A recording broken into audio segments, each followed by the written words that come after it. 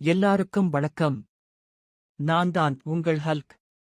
ஒரு காலத்தில் அடிதடி, கட்ட பஞ்சாயத்து, இப்படித்தான் எனது வாழ்க்கை ஓடிக்கொண்டு இருந்தது.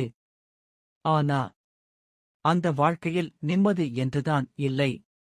அதனால்தான் ஒரு நாள் தீர்மானித்தேன், நிம்மதியுடன் இருக்கக்கூடிய ஒரு வாழ்க்கை வேண்டும். அப்புறம் யோசிக்க ஆரம்பிச்சேன். எந்த வேலை செய்தாலும் சிரமம் இருக்கத்தான் செய்யும். ஆனால் சிரமம் கொஞ்சம் குறைவாக இருக்கும் வேலை இருக்கிறது, அதுதான் அரசு வேலை. அதனால்தான் ஒரு முடிவுக்கு வந்தேன், படிக்க வேண்டுமென்று. படிக்க ஆரம்பித்தேன். சிலபஸ் கண்ணை கூசும் அளவுக்கு இருந்தது. ஆனாலும் மனதுக்குள் ஒரு உறுதி, எப்படியாவது படிச்சு முடிக்கணும். அதனால்தான் கொஞ்சம் கொஞ்சமா படிக்க ஆரம்பித்தேன்.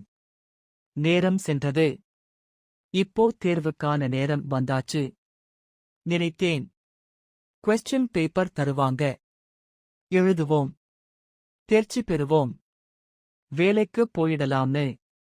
ஆனா என்ன ஆயிச்சுனா, கொஸ்டின்க்கு பதிலா புத்தகமா கொடுத்துட்டாங்க. நான் படிச்சதே 10 பக்கம்தான். ஆனா கொஸ்டின் பேப்பர் அதைவிட பல மடங்கு அதிகமா இருந்தது. எப்படியோ எழுதினேன். தேர்வு முடிந்தது. அப்புறம் வந்துச்சு ரிசல்ட் நாள். மனசுக்குள்ள ஒரு நம்பிக்கை, இன்னிக்குதான் என் வாழ்க்கை மாறப் போகுதுன்னு. ஆனா தேர்ச்சி பெறாம ஃபெயில் ஆக்கிட்டாங்க. அட போங்கடா. நீங்களும் உங்களோட கவர்மெண்ட்யும். மீண்டும் பழைய வாழ்க்கைக்குத்தான் திரும்பி போனேன். மீண்டும் அந்த கட்ட பஞ்சாயத்தும் ரெடித்தனத்துக்குமே வந்துட்டேன். போதும்டா அந்த பொழப்பு. வரட்டுமா மாமே?